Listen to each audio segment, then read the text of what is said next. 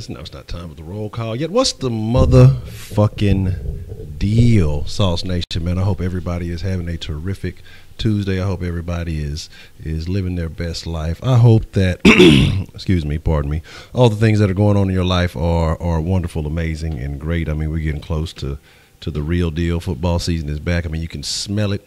It smells like fucking sweatshorts and dirty fucking helmets. Hey, but good to see you all. Welcome to Sauce Sports. If you're not familiar with Sauce Sports is a Houston, Texas homer network. So that means we're talking all sports, but only Houston. And so with that being said, man, we're going to talk about some things tonight. We're going to talk about, the history of Houston and injuries, and health and things like that. And what could have been, what would have been, and what will be in the very near future. Again, like I said, I hope all of y'all are doing well, because ultimately that's what's most important. And speaking about what's most important, the most important topic that we can get into this evening is the motherfucking roll call. And if you're not familiar with the roll call, the Sauce Nation roll call, man, hey, if you're from the city of Houston, let us know where you're from. Shout out your side with pride. If you're not from the city, then, I'll still send you some digital love. Let us know where to send that love. Let us know your city, state, country, continent, planet. You may be from Mars or some other shit. However it may be, you know what I'm saying? However you get down, however you identify. Your hood, set, zip code, area code, whatever it is, man. Let me know where to send that love, because, again, like I say, I appreciate you all for your contribution to the sauce. I appreciate all of y'all for taking the time to fuck with the flavor. And let's see who we got. Let's see who we got in the mix, and we're gonna make it shake. They got a 67. Oh, that's awful. There's a lot of Carmelo hate going on out there. Miss Voodoo C, what's the motherfucking deal? J Pac, what's the motherfucking deal? Jerry T Mac 34, what's the motherfucking deal? Wise, always good to see you, man. Make sure y'all go check out Wise's latest video after the stream, man. Go show some love. If you haven't subscribed to his channel, man, make sure you go and check that out. Very good video. Jason Ducey, what's the motherfucking deal? J Bird, what's good? Roscoe, what's the motherfucking deal? Shout out to them Georgia boys. Devontae Love, what's the motherfucking deal? Always good to see you, man. Zachariah, what's the motherfucking deal? You already know. Good shit. T Real, what's going down, baby? White Persuasion, what's the motherfucking deal? The Coon representing Arkansas already. Good to see you, as always. Let's see, G-Town 409 in the motherfucking building. What's up, Byron? What's going down? Andrew Williams, what's the motherfucking deal? Always good to see you, man. I know people have busy lives, but anytime you can join us, man, I definitely appreciate it. Pearland in the motherfucking building. Wookie Cookie, what's the motherfucking deal? Dewey Harris, what's going down? Already. Straight out of Sweden. That's funny. Oh, man. Ooh. Oh, word is a big ass bust out there a while back, man. That's unfortunate. But here's the deal. We're gonna talk about injuries. We're gonna talk about health and Houston history. And we're just gonna talk about a few scenarios, man. We're gonna clean off the dust of the past, and then we're gonna motherfucking me. Say straight out of Pluto already. Okay, future. Hey, look, I don't know about that other. I'm talking about James. You on that one. Shout out to James Hart. But again, like I said, I was just thinking today. It's that time, and we anticipate the season. We anticipate all the good that can come of it. You know what I'm saying? That 67 is man, that's exactly what I think of too. The ckin. A 67, that's ridiculous, man. Like I said, there's a lot of hate going on for Melo, but again, like, people don't ever attribute the fact that people play worse when they play with Russell Westbrook. Again, Russell's a very athletic guy. He's a very entertaining watch, but he does not make his teammates better. And I'll guarantee you, when you see Carmelo this year, I guarantee I'm putting crow on that. All right, I'm putting some crow on it. Carmelo will be better this year than he was in OKC. He will have the chance to shine and do the things that he likes to do. He'll it's just, trust me. No worries about Carmelo. No worries whatsoever. Austin Tucker, what's the motherfucking deal? Good to see you. But like I say, man, let's just talk about some of the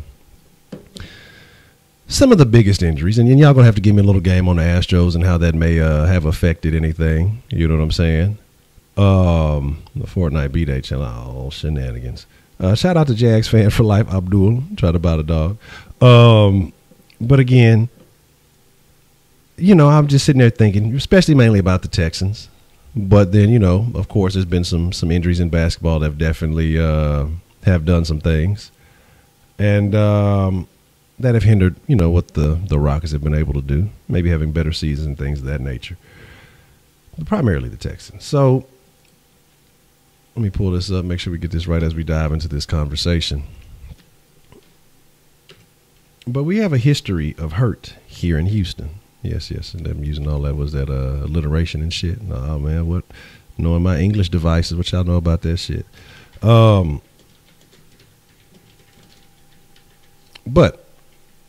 let's talk about, remember the next man up season? Do you know what I mean? I'm just a bird. The bird, look, I put it, the bird is the word, man. But honestly, seriously though, let me know if I'm a little loud there. Trying to make sure we got that right. But my thing is this: he averaged 16 last year with a team that had didn't have the level of passing that the Rockets will have. So he could easily average in the 20s. But my thing is this: remember the next man up season, where against all odds, the Texans kept trucking. We were brought into the promised land finally by the Yatinator. Yeah, that's a bad nickname, but TJ Yates. Schaub went down. What happens if Schaub stayed healthy that season? Are we in contention seriously to win? I think about Schaub was never the same after that, honestly. And I think that had a part of the mental breakdown on him. I think about, last year's Rockets. That's the most recent one that, as far as being in championship contention, kind of being right there. Doing everything that it took, being the best in the season, having a dominant playoff run. And then when you have the reigning champs, the unbeatables on the ropes, putting your foot on their neck. Oh, that pick six streak was awful. That's the first thing I think of anytime I see number 8. I couldn't blame you. Again, we took a second string guy, I guess a system quarterback, and made him decent. So imagine what Gary Kubiak would have did if he actually would have went and got a good quarterback. But, it was that. What problem was Schaub drafted? Because we picked him up. He's a backup from Atlanta when we got him, and now he's back in Atlanta. But my thing is, we had our foot on the necks of the reigning champs, and it was right there. And then a hurt hamstring. And I think that might be one of the more painful ones, because up until that point, you could feel it. You could, it was just like the Rockets might do this. You know what I'm saying? The Rockets, hard to do your balls more. Man, hey, RG Thrizzle. Schaub is still in the league. He's definitely, he's still there. Somehow, some way. He's a backup in Atlanta. I don't know if he's second or third. But I think the CP3 one might be one of the most painful of all, because the Texans, honestly, they haven't been right there knocking on the doorstep. We're talking about one game away from going to the Western Conference Finals. And again, if we could give Golden State that kind of pressure, then the Cavs wouldn't have been any problem. Like people would continue. People try to continue to not. Well, if Houston would have faced the Cavs, beat the shit out of LeBron all the fucking time. LeBron is not a threat to the city of Houston. Never has been. Never will be. But I think that CP3 injury might have been the most decimating of all. You're right there on the doorstep and you lose it. If Schaub was still 2012 Schaub, I think he still sucks. I think Schaub was just a benefit of the Kubiak system. Those play actions and things, getting those windows wide open for him to make throws. If you can't beat him, don't join him. But it was that system that Schaub thrived in. Schaub was never really a great quarterback. He just was able to get things done. Now, he had seasons where he was putting up numbers. A lot of times we were playing from behind, and you got to start airing the fucking ball out and shit like that. But again, a product of the system, in my opinion. Because it's just the times that he struggled to get Johnson on the deep ball. And Andre Johnson, he definitely benefited. And the thing that killed me the most is just if Schaub was a great quarterback, Johnson would have easily had multiple years of double-digit fucking touchdowns. Exactly. The thing about that play action is you had to respect the run. And the fact that Foster was there, he was a threat. He did much damage. And so people were afraid of getting beat by Foster. They weren't as concerned about Schaub. They'd let him, they'd live and die by the Schaub. Schaub on the job, it's no problem. But again, we saw what he really was once that streak arose, and he just couldn't get out of that funk. He was mentally weak. We saw the picture. He looked like a fucking serial killer on the sidelines. Now, I'm not saying that these are reasons to go to people's homes, because I'll be honest with you, you go to an athlete's home and they buck you down, they shoot you or something, hey, that's on you. That's your decision. But again, don't do crazy stuff like that. But yeah, they got their money's worth out of Foster. They made sure, well, we paid you, undrafted buddy. Now we're gonna make sure we get our money back.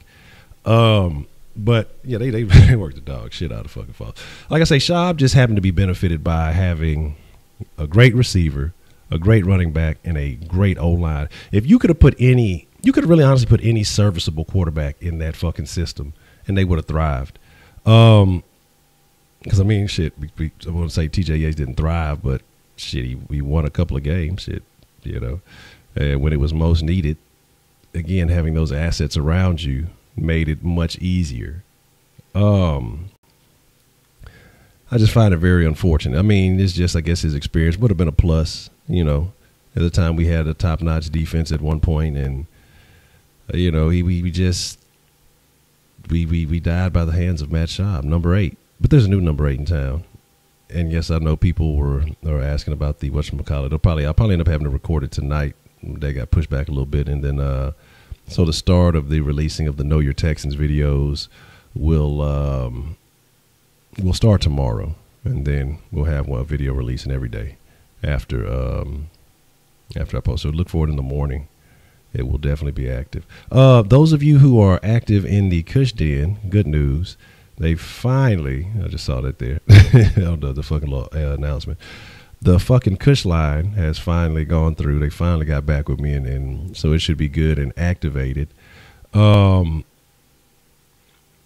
like I said, he still is the second best QB, but honestly, not of his own merit.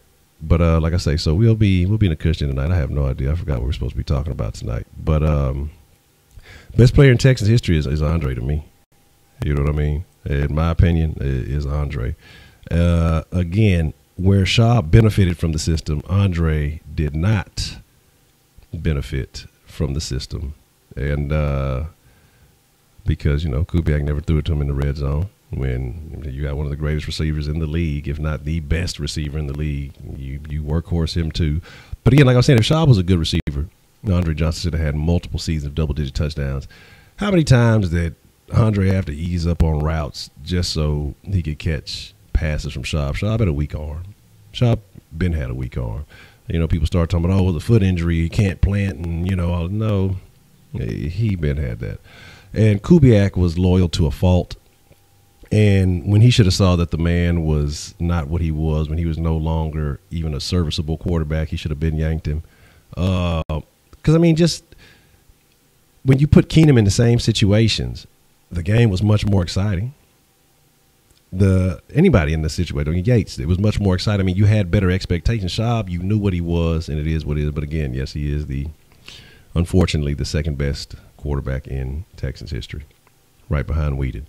But my thing is, I'm just fucking with y'all. My thing is, though, talking about injuries in Houston, we were talking Texans, and we know a major injury that definitely affected us, and several major injuries last year, and I think may have been one of the most drastic seasons for any Houston team. as far as injury wise, I mean, how much talent did we lose? You're talking about Watt. You're talking about losing Watson.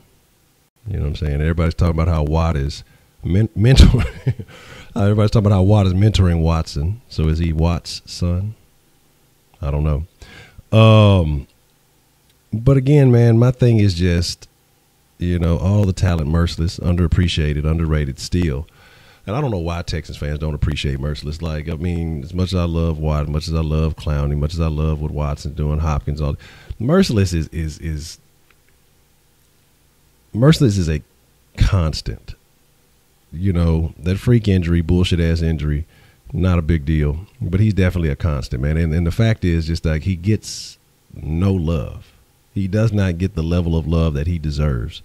But I think that this season will change. I think more people are starting to pay attention because people actually are watching the Texans now because we have a quarterback. Other than that, people have been real dismissive of the Texans. They don't watch.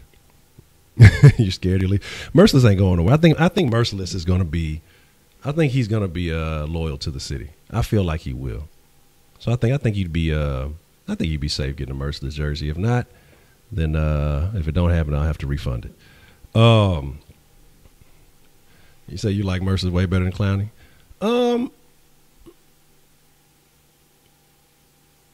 I like Merciless because of what he does. I mean, you don't really hear a lot from him. You don't hear him complaining. You hear him just going to work. I don't know if I like him better than Clowney. I guess because we just have that. Clowney's just a monster amongst men, and what he's able to do is just so impressive to me. You know, Clowney, he makes those big highlight plays.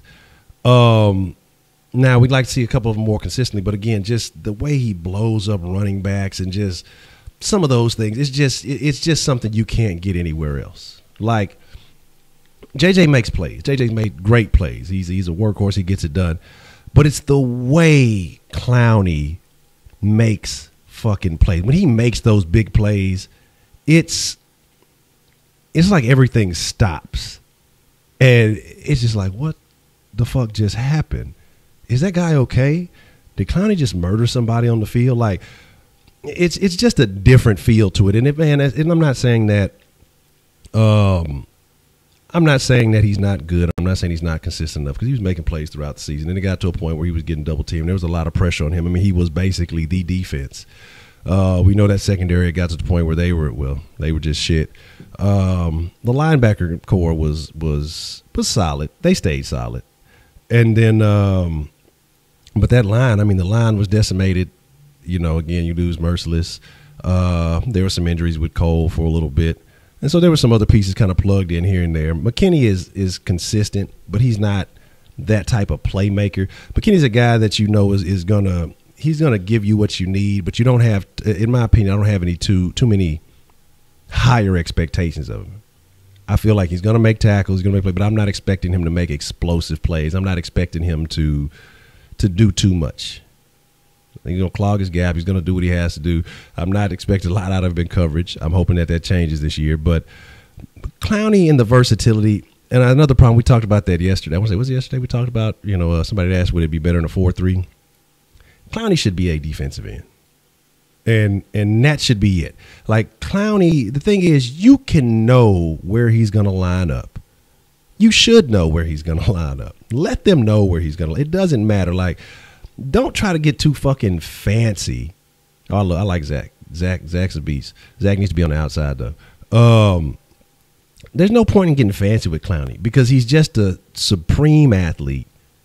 He's going to beat whoever you put in front of his face, and go ahead and double team him or triple. Because my thing is with what you have when you're moving a guy around, regardless of the IQ, you kind of gotta think a little bit. So if I'm going from playing on the line to playing outside linebacker or moving me here, moving me in this gap or that gap, you kind of got to adjust your thought process just a little bit. Okay, I'm a linebacker now. Okay, I'm a lineman now. And it's just that those couple of seconds of thinking as the play gets called or whatever it may be, it can make you, I'm not saying it's going to make you second guess anything, but you kind of got to think for just a second. If you can remove those extra seconds of thought and just say, hey, you line up on the line, kill anything in front of you, you would see a monster in Clowney.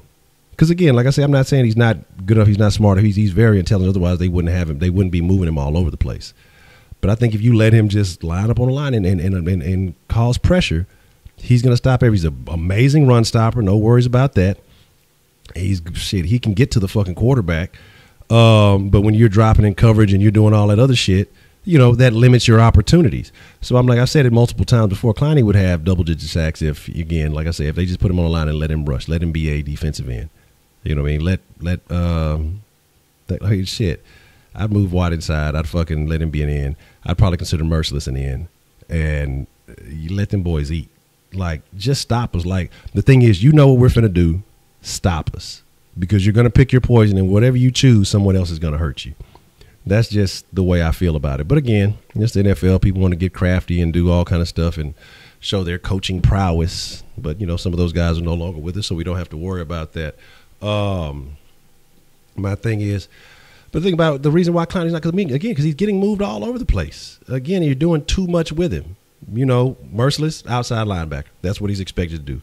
Clowney's expected to play on the line. He's expected to be an outside linebacker. He's expected to do multiple jobs. And so, like I say, if he was just pure pass rush, if he was just pure rushing, he'd have the stats that a lot of these other guys have that people are talking about. He'd have that and then some. But again, he has different expectations on what he does.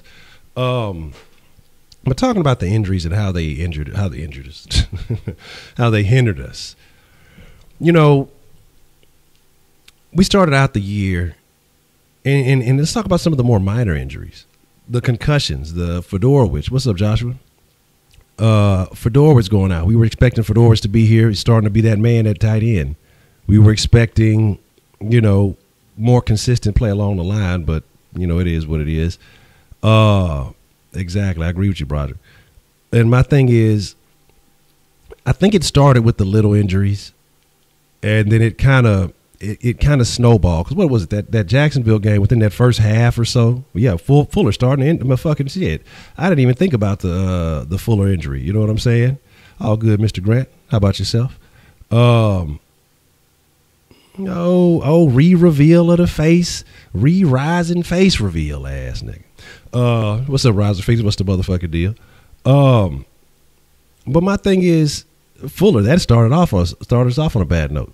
Said your number 2 receiver, your burner, your fucking deep threat is, you know what I'm saying? Not available. So that puts a big damper on your fucking offense, especially when, you're trying to figure out who your next guy was.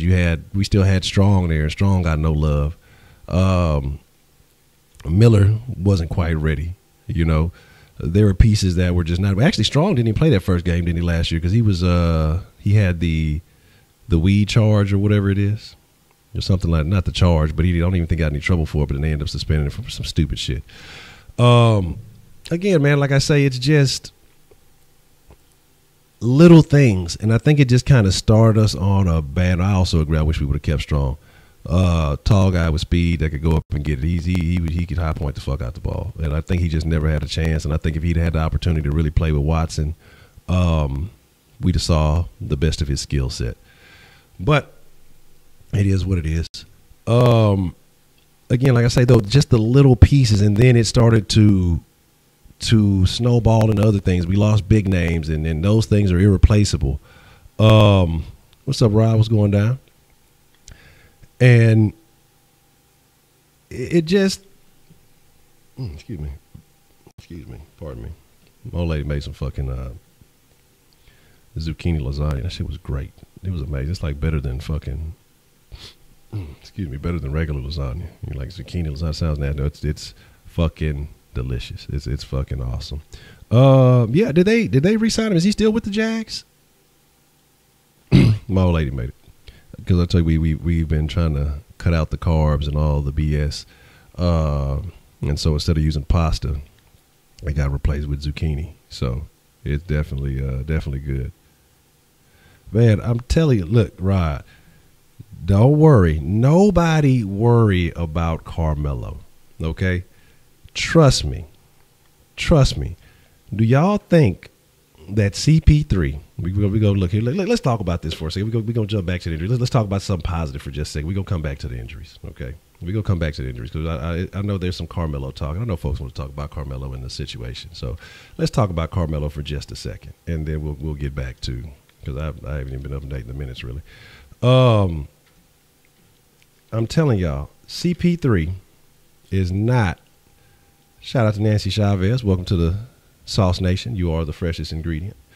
Again, man, CP3 plays no games on the basketball court. We saw how serious he was. We saw how he changed James Harden's game. We saw how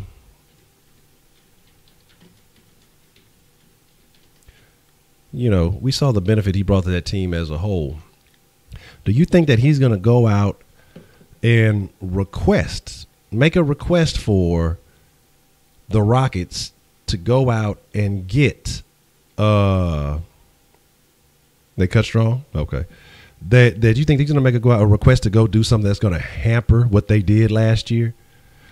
I mean, when he knows that they were on the brink, when he knows that they were a hamstring stretch away from going to the finals for the first time in his career.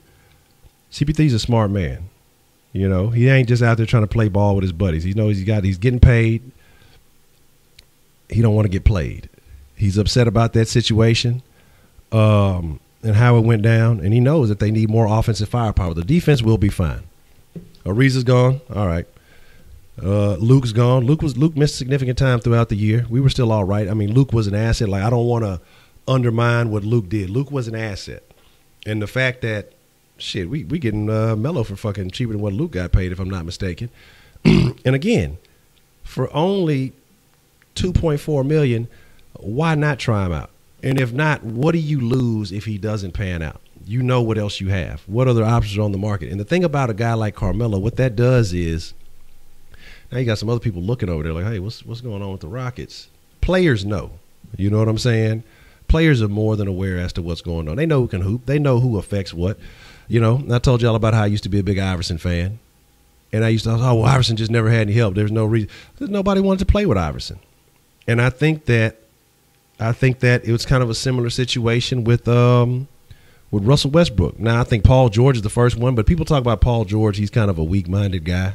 And they say he's easily influenced. He's an emotional kind of soft guy. Maybe so. I don't know. But my thing is, he's the only person that you've seen that was willingly wanting to return to play with Russell Westbrook. Everybody else who's had an opportunity, everybody else who's left has improved. Carmelo's worst year, is it a coincidence that he's playing with Russell Westbrook? I don't know. Is he just getting worse? I don't know. It could be either one. But what we will find out is soon, if he still got the juice, which I do believe he has. Oh man, shit, yeah. In the NBA world, it's nothing. I would probably shoot 3 people and kick a dog for $2.4 million right now. I mean, I'd go outside right now and just set it off. Just put the 2.4 on my books. I'll be Gucci. But in reality, though, I don't think that I wouldn't kick Scotty. I'd kick somebody else's dog. There's a couple of dogs around here I don't care for. That's all. Scotty would get the benefit for a little bit. But, oh, yeah, he sure did. But my thing is, I don't think that CP3 would risk the chemistry, what they have built up, that they were able to do in this year. I don't think he knows. He's familiar with Carmelo and what Carmelo is. And I don't think that he would say, okay, let's go out there. Let's go recruit Carmelo, bring him into the Rockets, and ruin everything that we worked for. I don't think that's going to happen. What you got to realize is guys who weren't just known for defensive, like I say, what was it? Gerald Green had his best defensive year ever with the Rockets. He was sitting at home playing with his dog for a little bit. But $2.40 you'll kick Scott. That's fucked up, Phoenix. But my thing is, if they could bring Green, who nobody had any interest in, who nobody was concerned about it, I'll see, you've been hanging out with ATL family. I knew he was out there in Georgia with somebody. And make him have basically one of the best statistical years of his career, You think that they can't find a way to revamp or at least get a significant benefit out of Carmelo? Brings you another guy who can excel in the mid-range game, because we saw that was kind of the Rockets' weakness. When it came down to it, last year, CP3 got hurt. He was the only guy really taking mid-range shots. And once he got hurt, you lost that. Then you jack up 33s and you miss them all. You know what I mean? And so I'm not counting Carmelo out until he shows me that he's out of there. And so I'm not Michelada for everybody. You fuck with them? I don't think I've ever really had a Michelada. I've known people to drink them. I know motherfuckers get the little cup with the little shit in there and they pour their brewskis up in there and shit. I've never really fucked with one. Y'all let me know if y'all fuck with that. Some of y'all underage, y'all better not be drinking. But for the adults in the stream, you know, let me know how y'all rock with that. You know what I mean? Is that the one with the tomato shit in there? Which one has the tomato in it? I know one of the motherfucking shit has the tomato action going. But I don't think Melo's gonna come here and be a diva, because again, you got a leader in Chris Paul. Chris Paul's a dog. He ain't finna have that. Chris Paul's a alpha. James Harden knows this is his team. We saw it when him and Harden kind of had their little spat on the sideline. So James Harden is definitely taking the game much more serious. We saw, you know, the work that he's putting in. And I think, you know, it was funny because Heidi made a good point about the way that James Harden referenced when he was asked about LeBron, and then when he was asked about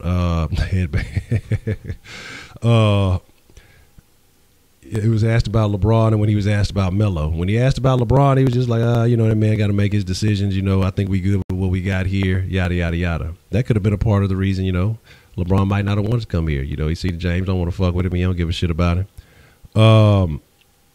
But when he was asked about Carmelo, he was like, yeah, he could be a great piece here, because he knows Carmelo's going to be a role player. Carmelo's with the headband fucking the Budweiser enchiladas, fuck that. Budweiser and enchiladas, that's how I fucks with it. But you know, he knows his role. He's not one another guy to come in here and just do too much. That's not what we need. We have two guys who can dominate. We just need significant role players who, when the pressure's on our main guys, who can score.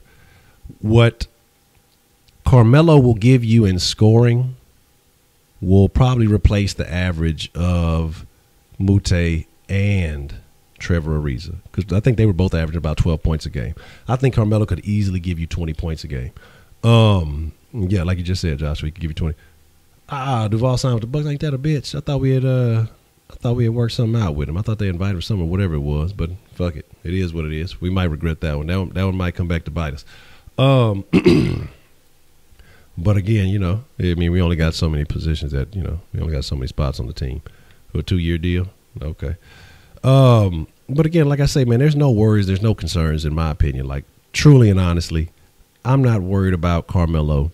I think the dumbest shit that I ever heard was, or I've seen recently, is the shit that's going around that the Rockets' odds of winning decrease if Carmelo comes. How? That's that analytic shit. That's that stupid shit. That's why I say I don't buy into stats that, like, because you can make up stupid stats to support anything, and just it doesn't even make sense. But whatever, you know what I mean? When it seems as though those were the same people who said, you know, Chris Paul and James Harden, that's not going to work. There's no way. They're both dominant ball handlers. It just can't happen. I got a sideline call coming in. Give me a few minutes. We'll open up the sideline. I don't even have the shit put together, so give me a second. So I see somebody calling in, but it's not active this minute. Give me about 5 minutes. We'll open up the sauce line. Budweiser Black Crown? No, it sounds like cigarette ash water. That sounds like exactly what it would. This Golden State Houston, but then again, these same people, the same people who are telling you that the Rockets will decline if they pick up Carmelo, are the same people who are telling you that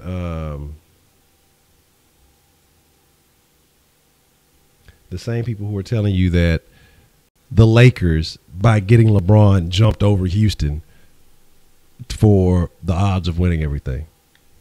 These are the same people that the Lakers are too. Like, I mean, sometimes, like I say, that's why you got to look at who the fuck these experts are. Because what kind of sense does that make? If LeBron barely got 50 in the East, and the East from top to bottom is weak as fuck. I mean, your top two teams in the East might be a third or fourth seed in the fucking West at best.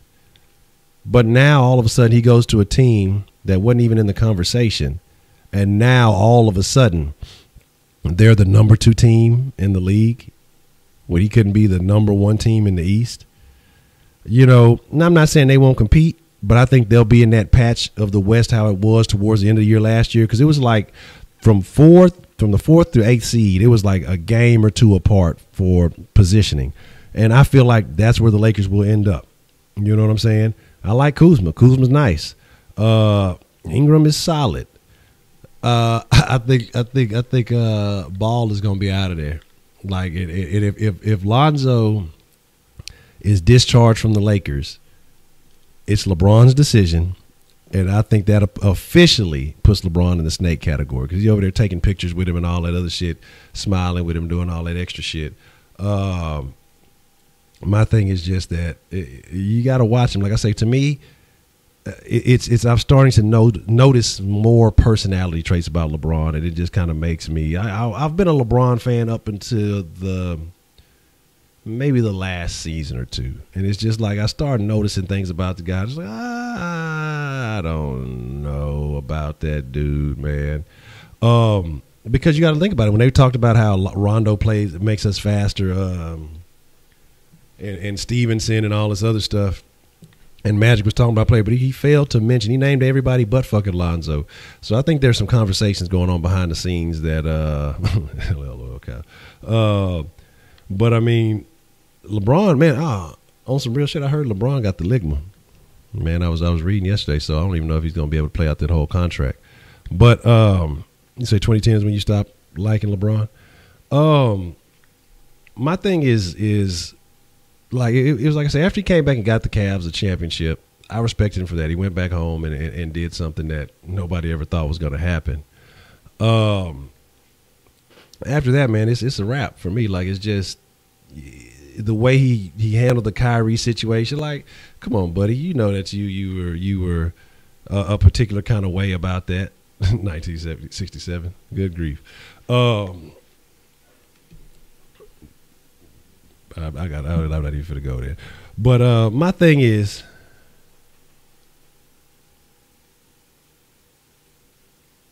no, I didn't say he's going to miss the playoffs. But the thing is, what is the Lakers? If you came here with LeBron, as opposed to the Lakers, who weren't even in the mix, you're talking about a team that had the fucking Warriors on the brink. Like, we would have beat the Warriors had we had a healthy CP3. You bring and add LeBron to that mix, that it's utter dominance. You're talking about a 70-win team, most likely. So my thing is, what's the motherfucking deal, man? Up, good to see you. Good to see you.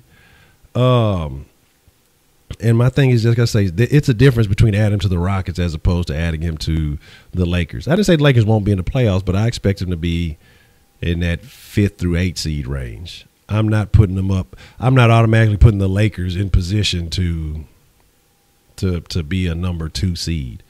I think San Antonio is back in the conversation, and I think San Antonio won that trade. San Antonio will be back in the conversation. They were in the conversation with no Kawhi at all. So if old boy buys in the Pop system, then we're talking about San Antonio is going to be somebody you keep your eye out on. It's somebody you're going to have to respect and pay attention to. No, okay. But I'm just saying, yeah, DeRozan, if I couldn't think of his name for shit. If we had, I mean, it wouldn't even be close. Because, again, like I say, we were beating the Warriors without him. And then go down. They had no real answer. It's because Iguodala wasn't there. Okay. Like, what the fuck does that mean? First, y'all talk about all these other All-Stars. You got KD, you got all these other motherfuckers. But it's Iguodala. Yeah, no Iguodala. And, again, it's just some fucking dumb shit. But my thing is, again, LeBron to the Lakers, they'll be in the playoffs, but I don't think they're going to be in contention for a title this year. The Rockets with Carmelo, I'm not saying it makes us better than we were last year, but the fact that everybody's sitting here talking about that, it's going to make us worse, I think that's stupid. I think that's about the dumbest shit I've probably ever heard in a long time.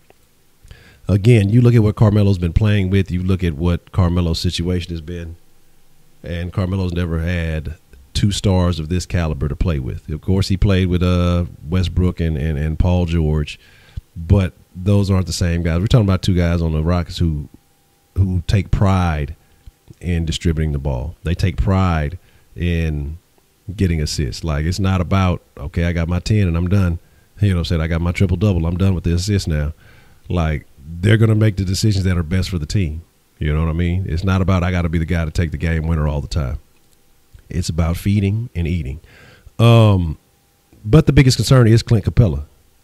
Clint Capella is a big priority of the fact that, you know, they say that their teams, the agents and the Rockets have been talking and all of that. I think part of that depends on that Rhino contract. I've said that before. If Rhino can get gone, we can get rid of Rhino, then I think we have a solid situation, and maybe we can offer Clint some more money. But again, over 20 for Clint, I don't think so. You know what I'm saying? I think anything more than that is ridiculous. You know what I'm saying? I said, if Morey made another big splash, what player would you prefer us to add and why? I'm liking the talk about Butler. I'm liking the talk about Butler. I see, you know, I've heard a lot of people talking about Hood, but if my preference is, if you had the chance to go out and get somebody, I would say Jimmy Butler. One, from the city, him and Gerald Green could hang out and have good conversations.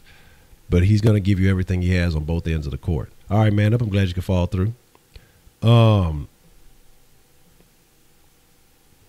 say, looking at their entry into, what's up, Hi Dev Herb? What's the motherfucker do? You say, looking at their entry into the league, you would think that Melo would be a bronze vice versa. Crazy how their career came to this.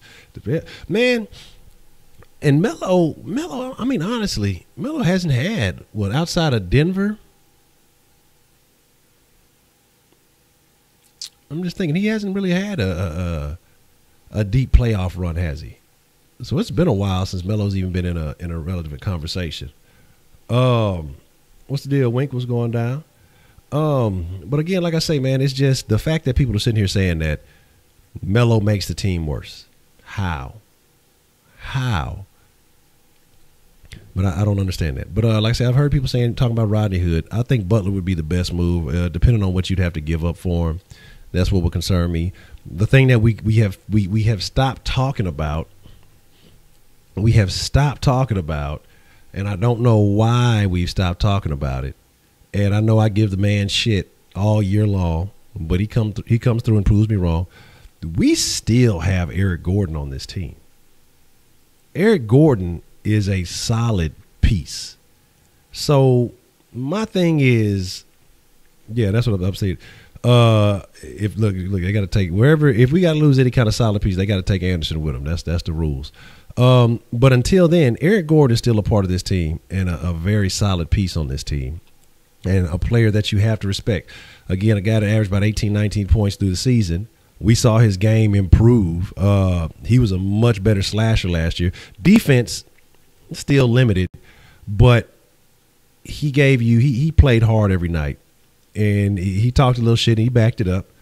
Well, the Kings want him. What are they waiting on? They need to hurry up and bust that move shit. Go ahead and get Anderson so we can make some more big splashes. But again, I'm not counting Morey out. But the thing about that, like I said, is everybody's acting like Gordon's a non-factor. And again, another solid piece. Sixth man of the year finalist and a winner and a finalist 2 years in a row. Excuse me. So that means the man still has significant value. And again, like, people are just discounting that. Like, we have scoring. We brought back Gerald Green. I want to say Green was averaging what? I think he was averaging somewhere between, I want to say around 14 points a game or something like that. I want to say his average was somewhere around that. So, like, I mean, it's just we have scoring. And more scoring doesn't hurt. And I think that's what Carmelo's going to give you. You're going to have to respect his game, regardless of how people feel about him. we have we've picked up a little bit of that defense back with Ennis. Ennis is a solid defender. Again, a lot of people are going to sit there and say, well, James Harden doesn't play D. People who don't watch the Rockets. James Harden has significantly stepped up his defense. Chris Paul, solid defender. Capella, we get everything situated like it should be. Great defender. I'm not worried necessarily about defense on this team. I'm really not worried about the defense on this team. Again, anything that you can do to improve that, of course you do that. But again, if you're talking about a trade-off of Gordon for Butler and not too much more, I think you make that move. I think you have to make that move, because what it does is, even if you're going to get the points, and Jimmy Butler's going to give you everything Eric Gordon gives you, and he's going to give you much better defense. Tucker, I forgot about Tucker. Look, man, see, look at me. Exactly. I'm slipping, man. Tucker, I mean, shit. PJ Tucker, motherfucker, like the most underappreciated. We talk about how Merciless is underappreciated on defense. I think Tucker was slighted this year. To not be on any kind of NBA defensive team, what he brought to the game, what he brought to the table, extremely disrespectful. All right, give me a second here. I'm going to crack open the sauce line for a few. And again, my friends of the den, all my friends in the Kush Den, we will have a Kush line activated tonight. So whenever I get the topic right and everything together, we will. It'll be a change of pace, and some other things are going to be coming to the Kush Den soon. So, like I said, we're gonna definitely change the flavor of the den and do some things a little bit differently. So, if you're not fucking with the Kush Den, I suggest that you do. If you enjoy the conversation and the sauce, trust me, we talk about everything else in the world in the Kush Den. Now, if you're for the faint of heart, it might not be for you. And even if you're not a reefer smoker, because I haven't smoked in, what the fuck is today's date? Hold on, we got a call coming in on Sauce Line. I'll figure out the date after that.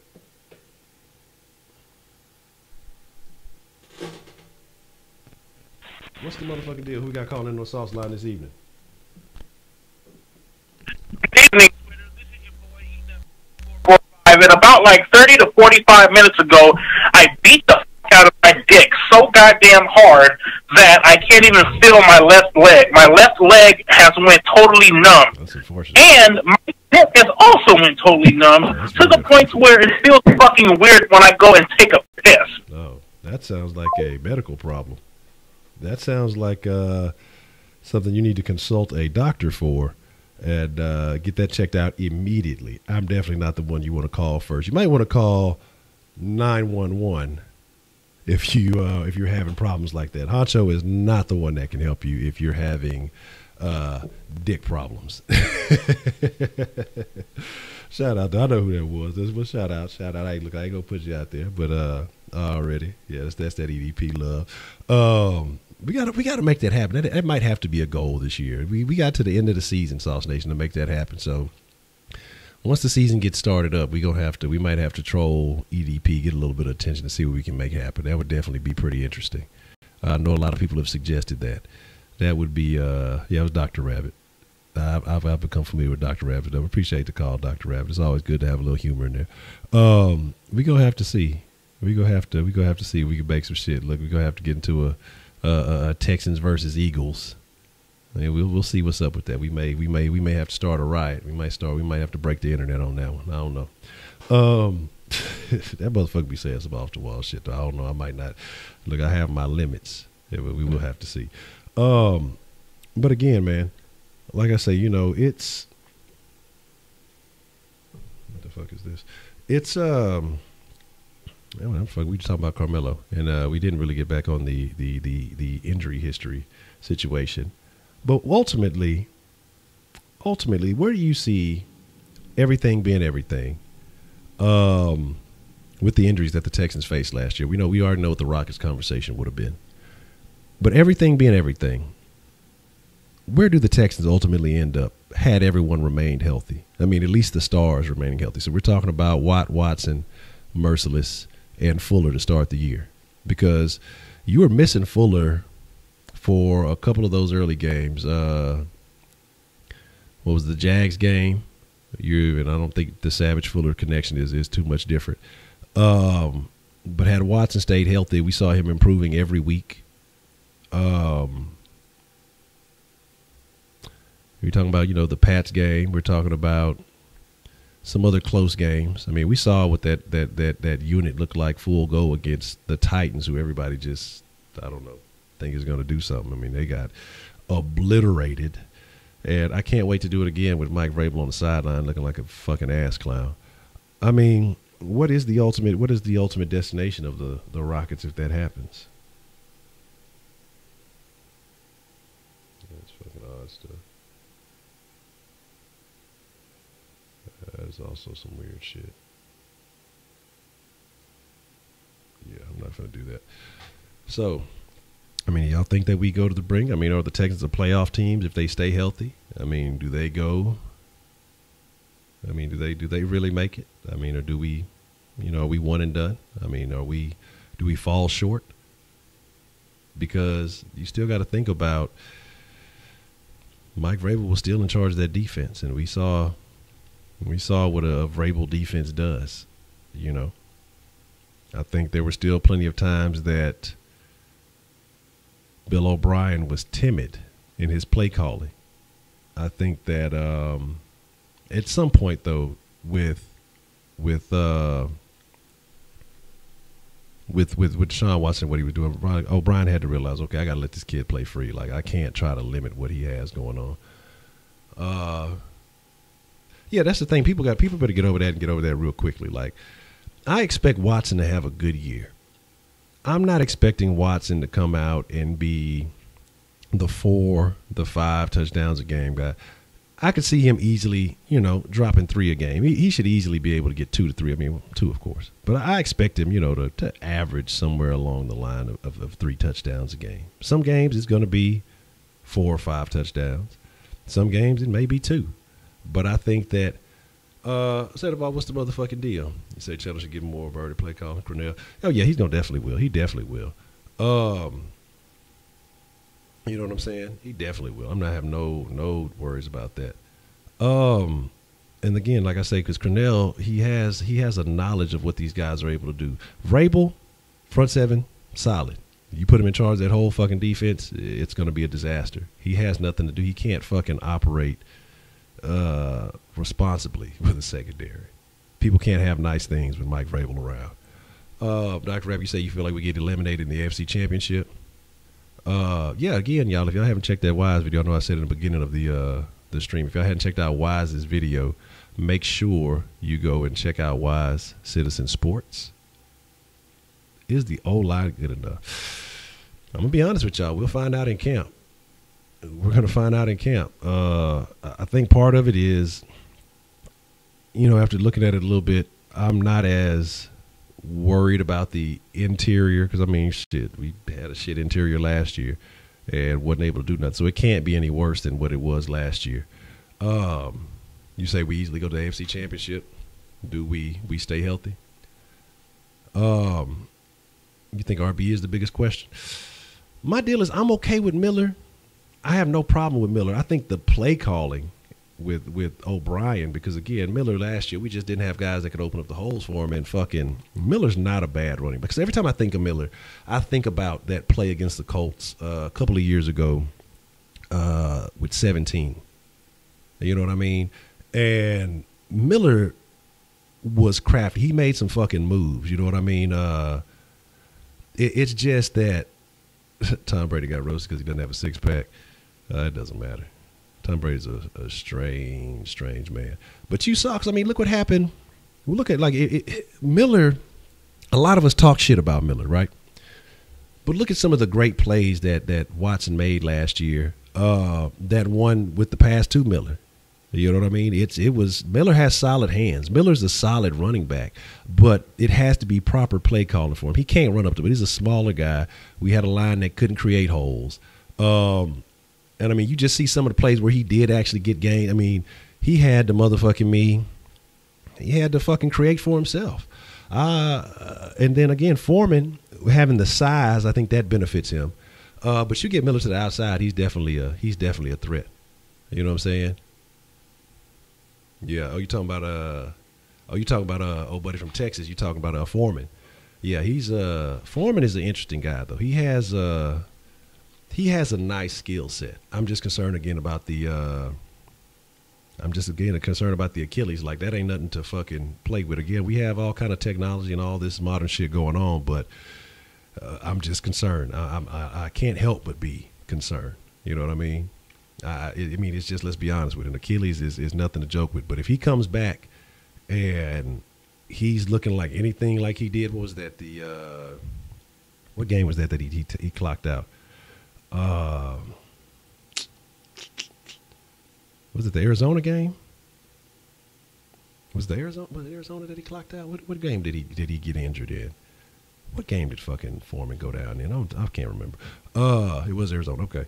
And if he comes back looking anything like that guy and having room for improvement, I say you got to look out. You got to respect what that man brings to the table. I think you with proper play calling, you get a Foreman that looks like that guy, and you keep Lamar Miller. You can give him the proper play calling. You have a legitimate 1-2 punch. You know what I mean? Oh man, no. Look. Trust me. Here's the deal. The fucking Dak has had the benefit of one of the best O-lines in football, one of the best running backs in football. Much as I hate the Cowboys, much as I hate to say it, Ezekiel Elliott is a legitimate running back. The Dallas Cowboys O-line is a legitimate offensive line. If you give Deshaun Watson those tools, shit, it's not gonna be a Dak situation. You're gonna see some of the most amazing football you've ever seen in your life. You already saw it with him with some of the most amazing football you've ever seen in your life. It's just he didn't have the motherfucking he didn't have the tools that were necessary, man. You know what I mean? It's like Foreman. I'm not gonna say Foreman is gonna be an Elliott, but Foreman could definitely be a solid dude. And then again, like I said, you have that type of protection. Dak's Dakota. I forgot. We don't call him Dak around here until you gotta earn a nickname. That boy Dakota. It was Dakota Rain. The thing is, man, like I say, I'm not worried about Dak. Again, if we come in healthy with that defensive line being what it should be, I'm going against that offensive line of the Cowboys. It's going to be a very interesting watch. I still feel like if you got Clowney healthy, you have Watt healthy, it's going to be a very, very interesting watch. And I believe that's a 7:30 game, so I think we're the late game that day. So the entire world should be. You already know. But I think that might be one of the most watched games of the year, honestly, especially if the Texans start out. Oh yeah, I saw that, man. And that's the thing. Le'Veon should get paid. Gurley got paid. If Gurley got paid, Le'Veon should be paid, man. So there's that. But look, I go to the game. Look, y'all better have bail money if I slide up to a Dallas game, because I'm gonna be talking cash motherfucking shit. I would talk cash motherfucking shit, and I may instigate a scrap in the parking lot just cause.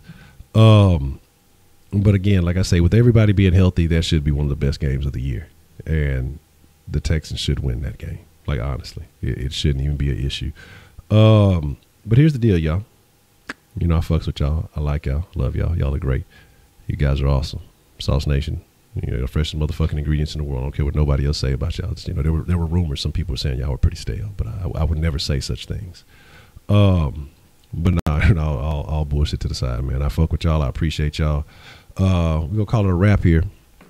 We're going to. I think we got a text on the sauce line. Hold on before it's all said and done. We're gonna take this. I think we got a text on the sauce line. Got to make sure all the sauce love gets addressed. It says, interesting question. Do you think B.O.B. should let Sean Ryan call plays this upcoming season? Lots of teams are interested in hiring Sean Ryan as OC. I would like that, because Bill has shown that, you know, sometimes I guess maybe play calling and managing the game and everything else it could be a bit of a burden on him. You know, time to time he's made some bonehead decisions, but you've seen that from every coach across the league. You've seen it from the greats. You've seen it from the worst. I mean, it's a thing that happens. But, I mean, here's the deal. He's made his choice, and there are no excuses for him this year. Like, there's no justifiable, again, because I've been a BOB supporter. I feel like he's a serviceable coach. He's a guy that could have done what he needed to do. I have no excuses for him this year. So if BOB fails this year, I feel like if he does not reach double digits this season in victories, I'm disappointed. And whatever happens after that happens. It's pretty much all but official on paper, the Carmelo to H-Town situation. So, but like I said, with that being said, I'm going to get up out of here, figure out what the topic is for the Kush Den tonight. We'll be in the Kush Den at 9 o'clock this evening. If you don't know how to get there, just go to kushden.com. It'll take you right there, or look on the featured channels or wherever it may be. We'll talk about something interesting tonight because we'll have the Kush line will be open. So we're going to make something shake. We're going to figure it out. But with that being said, Sauce Nation, chugging up the deuce. Y'all be cool like y'all be cool. I appreciate each and every one of y'all, again, taking the time to fuck with your boy, man. And stay tuned. Check out Wise. Check out Wink's channel, Third Coast Sports TV. Make sure you check out everybody. Look, you got all the links have been popping up through the chat all throughout the conversation. Make sure you check out the rest of the Sauce Nation, man. We're going to be bringing y'all some real good content. The roundtables will definitely be back in full effect. Camp starting up. I mean, it's going to be plenty to talk about, man. So make sure, like I said, all you got to do is check the featured channels on the thing, and I'm sure there should be. I'm not sure if they're still there. I got to look and see. Now we're not going to do that, Voodoo. That's a no. Tell that to Mrs. Voodoo. Check the description box because it should be some links in the description box. If not, I'll make sure to put them back in there. And then check out StaySaucy.com and check out the Sauce Sports Shop. We'll be adding more stuff in there daily. So with that being said, y'all be cool like y'all be cool. I'm chugging up the deuce, Sauce Nation. Y'all the freshest motherfuckers ingredients in the world, and I'm out.